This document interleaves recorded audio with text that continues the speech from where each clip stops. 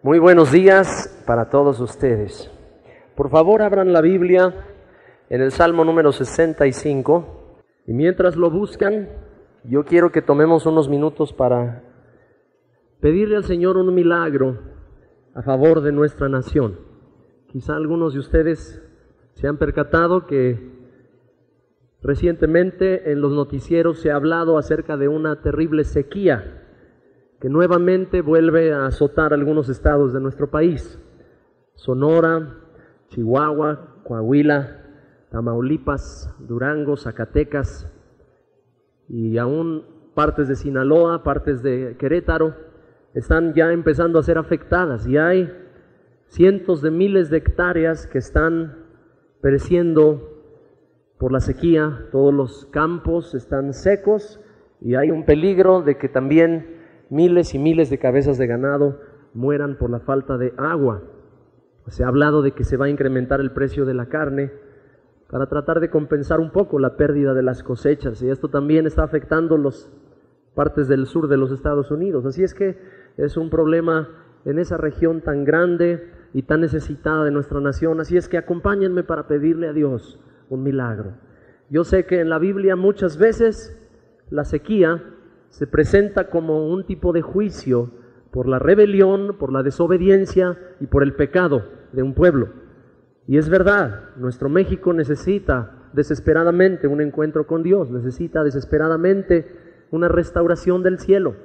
Pero también es cierto que la Biblia dice que Dios hace llover sobre malos y sobre buenos. Así es que yo creo que podemos pedirle al Señor un milagro para que sea aminorada esta terrible crisis que está viniendo como resultado de la sequía. Acompáñenme a orar. Señor, en este momento te pedimos un milagro, Señor. Nos mueve, Señor, la compasión por aquellas personas que están sufriendo, muchos de ellos aún hermanos nuestros en la fe, que están padeciendo por estas circunstancias. Señor, te pedimos que tú tengas misericordia y que tengas compasión de ellos, Señor, y que mandes la lluvia, que mandes el agua, Señor, que necesitan esos campos. Te pedimos, Señor, que haya un milagro, que transforme, Señor, el desierto en un campo fértil. Señor, es todo lo que se necesita, la lluvia, Señor. No hay otra solución, no hay otro recurso humano, no hay nada que el hombre pueda hacer, solamente un milagro del cielo, Señor, en la lluvia que viene. En el nombre de Jesús te lo pedimos, Señor, y te damos gracias por demostrar tu poder, por demostrar tu gloria, Señor, en esta nación y por responder a nuestras oraciones. En el nombre de Jesús, gracias, Señor. Amén. Amén.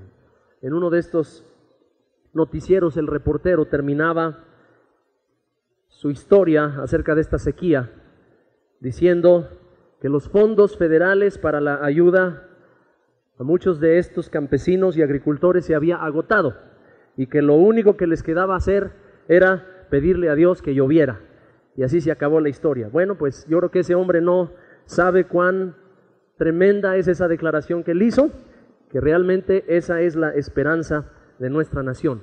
Y no solamente que llueva en lo físico, sino que llueva en lo espiritual. Por eso aquí el Salmo 65, versos 9 y 10, nos hablan de 3 bendiciones que Dios quiere derramar sobre nuestra nación, sobre nuestra vida, sobre nuestra congregación. Salmo 65, verso 9. Visitas la tierra y la riegas, en gran manera la enriqueces. Con el río de Dios lleno de aguas, preparas el grano de ellos cuando así la dispones. Haces que se empapen sus surcos, haces descender sus canales, la ablandas con lluvias, bendices sus renuevos. Este pasaje nos habla de 3 bendiciones. Y al hablar de bendiciones, me refiero a aquellos bienes, aquellos dones que descienden de Dios, que traen a nuestra vida la plenitud que todos anhelamos, pero que de ninguna manera nos apartan de Dios, sino que nos empujan más hacia Él.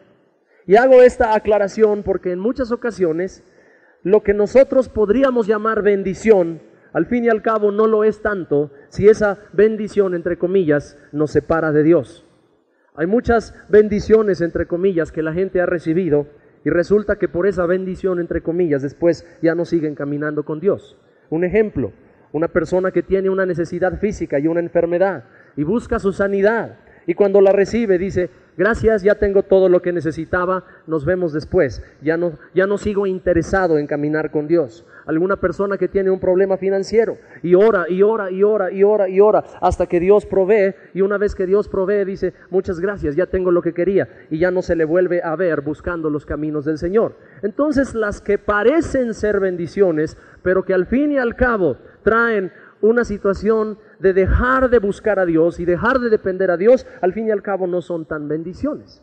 Aquí estamos hablando de tres cosas que son bendiciones genuinas y auténticas del cielo, que tienen como propósito acercarnos más a Dios, acercarnos más a Él, hacer que dependamos más de Él. Así es que sin poner nuestros ojos tanto en una bendición palpable, en una bendición material, en una bendición que pudiéramos sí estar necesitando desesperadamente, pero decidimos nosotros ver otro nivel, otra dimensión. Vamos a ver cuáles son estas tres bendiciones. La primera de ellas está en el verso 9. Dice, visitas la tierra y la riegas, en gran manera la enriqueces. La primera bendición de este fluir de Dios del cielo, la primera bendición de que el río de Dios, como nos dice ahí en el verso 9 mismo, que el río de Dios venga a nuestra vida y nos refresque, es que va a haber un enriquecimiento espiritual en nuestras vidas. Un enriquecimiento a su cuerpo, un enriquecimiento para todos aquellos que le buscan. Y por supuesto, estamos hablando de los dones espirituales. Estamos hablando de la gracia que el Señor ha dado a todo aquel que cree. Sin perder el Salmo 65, acompáñenme por favor a 2 de Corintios capítulo 8. 2 de Corintios capítulo 8. Aquí hay un verso que es muy importante, el verso número 9. 2 de Corintios 8, verso 9.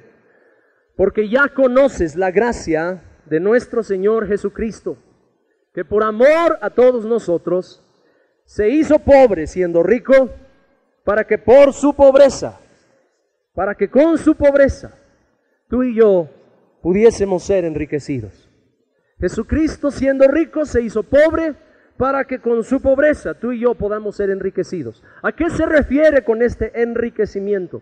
Se refiere, como dice al principio del verso, a la gracia de Dios. Y la gracia de Dios es todo el bien del cielo a disposición tuya. Todo el bien del cielo a disposición tuya. Por supuesto que para esto es necesario que nosotros entendamos que Dios a través de Jesucristo ha hecho esto posible y que no tenemos nosotros que esforzarnos por producir las bendiciones de Dios. Quizá muchos estamos familiarizados con la historia de la mujer sirio-fenicia. No voy a tomar el tiempo de buscar la historia, solamente la recordaremos. Esta mujer se acercó con Jesús y le dijo, Señor, por favor, sana a mi hija. Y Jesús le respondió de una forma que a muchos nos ha sorprendido por su aparente dureza. Y le dijo, mujer, no está bien que yo tome el pan de los hijos y se los eche a los perrillos. Y esta mujer le responde a Jesús, sí, Señor, pero también los perrillos comen de las migajas que caen de la mesa de sus amos. Y Jesús, maravillado de la fe de esta mujer, le dijo, mujer, grande es tu fe, hágase contigo como tú quieres. Y yo les pregunto, ¿cuántos quisieran tener la fe de esta mujer sirio-fenicia? Yo no. Yo quiero tener la fe de los hijos que se sientan a la mesa.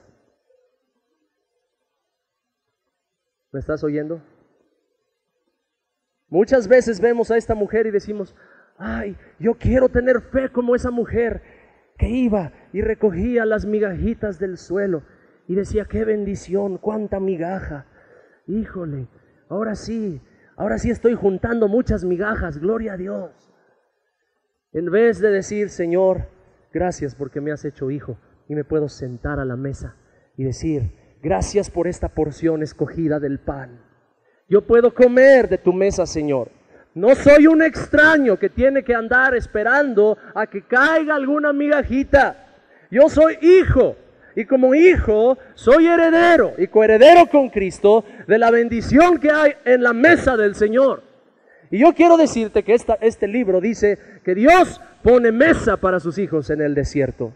En medio de las circunstancias de sequía física y espiritual, Dios prepara una mesa para sus hijos en el desierto. ¿Qué quiere decir? Que aun cuando tú te sientas seco, aun cuando veas que tu vida está seca, tú puedes decir: Señor, he venido como hijo a pedir mi porción. He venido como hijo a participar de mi porción. Por eso dice aquí: Señor, tú visitas la tierra y en gran manera la enriqueces. Dios quiere enriquecer tu vida con su presencia. ¿Cuál es el problema? Que muchas veces buscamos más la bendición que a Dios mismo.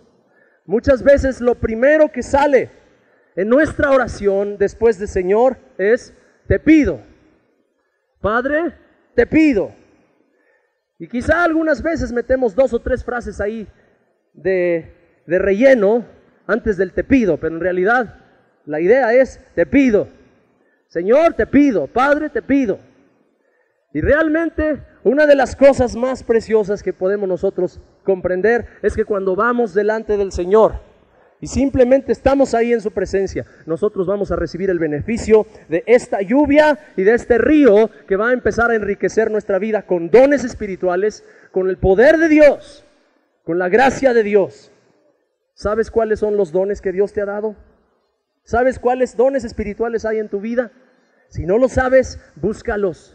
Porque dice 1 de Corintios capítulo 14 en el verso 1, desea los dones espirituales, procura los dones espirituales, anhela y busca los dones espirituales. ¿Por qué? Porque son parte de ese pan que tú puedes disfrutar. Son parte de esa herencia que es para ti. No tienes que mendigarla, no tienes que recoger las migajas, puedes recibirla de Dios. Ese es un beneficio del río de Dios corriendo hacia tu vida. El segundo beneficio del río de Dios corriendo hacia tu vida está en el final del verso número 9. Dice: con el río de Dios lleno de aguas, preparas el grano de ellos cuando así la dispones. El segundo beneficio es el germinado del grano. El grano es comparado en las Escrituras con la palabra de Dios, la semilla de la palabra de Dios. Y en muchas ocasiones, cuando nosotros vemos en las Escrituras, cuando Jesús habla acerca de que Él es la vid y nosotros somos las ramas, habla acerca de la capacidad de generar un fruto en nuestras vidas. Y dice: esta es la voluntad del Padre, que ustedes lleven mucho fruto y que el fruto de ustedes permanezca. El fruto, por supuesto, nos habla del amor, del gozo, la paz, la paciencia, la benignidad, la bondad, la fe, la mansedumbre, la templanza y muchos otros frutos más que hay del carácter cristiano. Y ese fruto tiene que forzosamente salir del germinado de la palabra de Dios.